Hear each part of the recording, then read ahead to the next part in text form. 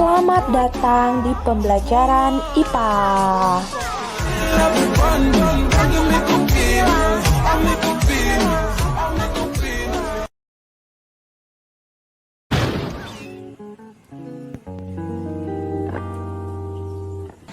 Assalamualaikum warahmatullahi wabarakatuh. Halo Ananda semua, bagaimana kabarnya? Mudah-mudahan Ananda selalu dalam keadaan sehat walafiat, bersemangat dan ikhlas ya.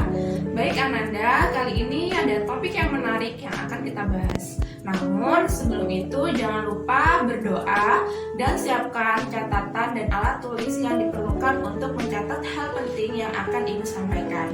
Ananda, di dalam pembelajaran kali ini topik yang akan kita bahas mengenai interaksi makhluk hidup dengan lingkungan. Nah, adapun tujuan pembelajaran kita adalah siswa dapat menafsirkan konsep lingkungan dan komponen penyusunnya. Kemudian siswa dapat menganalisis lingkungan dan komponen biotik dan abiotik. Lalu siswa dapat mengevaluasi hubungan antar komponen biotik dengan abiotik dalam ekosistem. Siswa dapat menyimpulkan pola interaksi.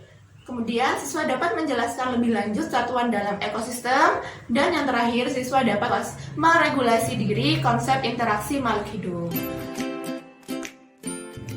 Baik Ananda semua, sekarang mari kita amati video berikut ini. Pada video terlihat burung alpaka sedang mematuk zebra dan burung jalak yang sedang mematuk kerbau dan makhluk hidup yang lainnya. Peristiwa seperti ini sering terjadi di semua tempat bahwa sesama makhluk hidup saling berinteraksi.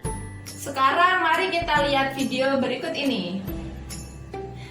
Nah, apa yang kalian lihat pada video ini? Merupakan bermacam-macam lingkungan kan? Lalu apa yang kalian temukan tentang konsep lingkungan? Apakah ada makhluk hidup dan makhluk tak hidup di dalam lingkungan tersebut? Nah, pastinya ada kan, Ananda? Apakah mereka saling berhubungan? Kalau memang saling berhubungan, lalu bagaimana bentuk saling berinteraksi satu dengan lainnya? Nah, mari kita perhatikan lagi videonya. Nah, Ananda semua, segala sesuatu yang ada di luar individu merupakan sistem yang kompleks sehingga dapat mempengaruhi satu sama yang lain. Nah, lingkungan merupakan satu kesatuan hidup antara kondisi fisik yang mencakup keadaan sumber daya alam seperti tanah, air, serta flora dan fauna yang ada di atas tanah, di dalam tanah maupun di perairan. Lingkungan terdiri dari komponen biotik dan komponen abiotik.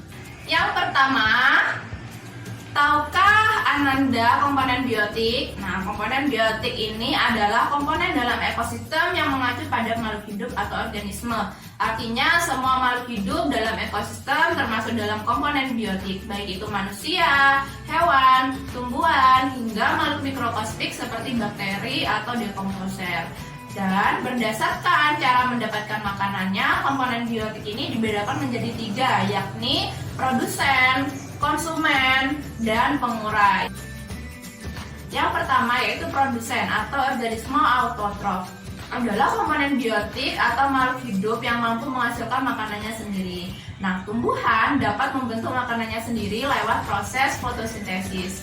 Kemudian selanjutnya adalah konsumen. Konsumen atau organisme heterotrof adalah komponen biotik atau makhluk hidup yang tidak dapat menghasilkan makanannya sendiri dan bergantung pada organisme lain sebagai bahan makanan. Nah, hewan termasuk sebagai konsumen atau organisme heterotrof ini. Selanjutnya yaitu pengurai atau dekomposer. Nah, pengurai ini adalah organisme yang bertugas untuk menguraikan sisa-sisa makhluk hidup lainnya yang telah mati untuk dijadikan mineral dan unsur hara tanah. Adanya dekomposer membuat keseimbangan ekosistem terjaga karena semua organisme kembali lagi ke asal bentuknya menjadi sumber daya alam. Nah, contoh pengurai misalnya bakteri, jamur, cacing, tanah, dan sebagainya. Selanjutnya komponen abiotik. Nah, komponen abiotik ini adalah komponen tak hidup yang ada pada sebuah ekosistem. Adanya komponen abiotik sangat menentukan apa saja jenis makhluk hidup yang bisa tinggal dan bertahan di sebuah lingkungan ekosistem tertentu. Nah, yang termasuk dalam komponen abiotik ini antara lain air, udara, tanah, suhu, kelembapan, sinar matahari, iklim, dan lain-lain.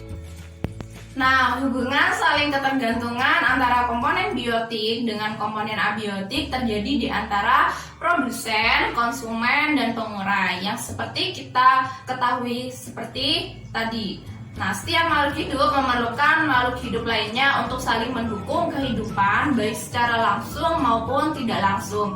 Nah, hubungan saling ketergantungan antara produsen, konsumen, dan pengurai terjadi melalui proses makan makanan yang disebut rantai makanan. Nah, selanjutnya perhatikan video ekosistem berikut ini. Nah, dalam suatu habitat atau tempat berjenis-jenis makhluk hidup melangsungkan kehidupannya. Komunitas ini tidak terlepas dari pengaruh lingkungan abiotik di sekitarnya seperti air, tanah, udara, dan sinar matahari. Nah, di antara anggota komunitas dengan lingkungan abiotik tersebut terjadi interaksi atau hubungan yang saling mempengaruhi, membentuk suatu sistem ekologi yang disebut ekosistem. Contohnya, ekosistem ini ada ekosistem sungai, kebun, hutan, sawah, dan pantai. Baik Anda semua, cukup sekian video kita pada hari ini.